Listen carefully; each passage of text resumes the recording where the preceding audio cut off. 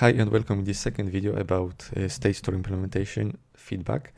And here I would like to show you what happens if you use UnsafeRowPair, which is, as you can see in the documentation, mutable and reusable class, in two scenarios. In the first scenario, I'm using it with materialized collections, so the sequences in this case.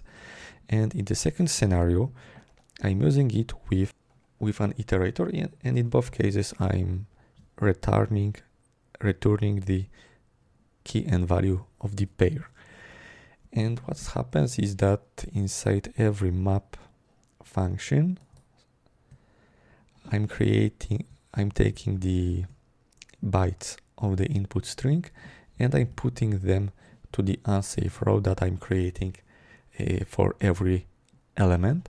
And by the end, I'm using UnsafeRowPair with rows method to set the new value, since this object is mutable. So let me run this code.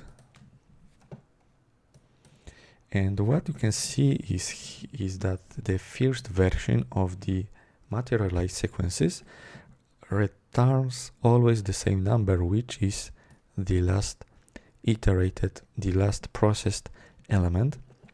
Whereas the second version using the iterator returns always, in this for each loop, always the good element, so the element which is currently processed. And generally this difference comes from the fact that sequences and iterators are completely different objects, because sequence materialize everything at the execution time and the iterator processes one element at the time. And to show you that, I will add a sample debugging message here saying that we call the with rows method maybe for the number.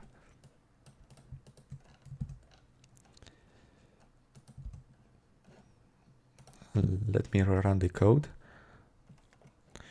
And as you can see, what happens here is that, to simplify, we take all the numbers from both sequences and we setting them one by one to this mutable class.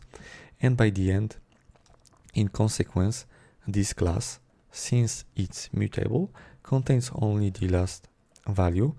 And the difference with the iterator is that, as you can see, we call first the mapping function and later we immediately print the result in the for each loop. So we are really doing the operation one by one, and thanks to that we can use the same instance of UnsafeRowPair in our code. And if you want to discover more about more feedback about Apache Spark State Store implementation, I invite you to the link to the article which is linked in the description of this video. It was Bartosz Konieczny from waitingforcode.com. Thanks for watching.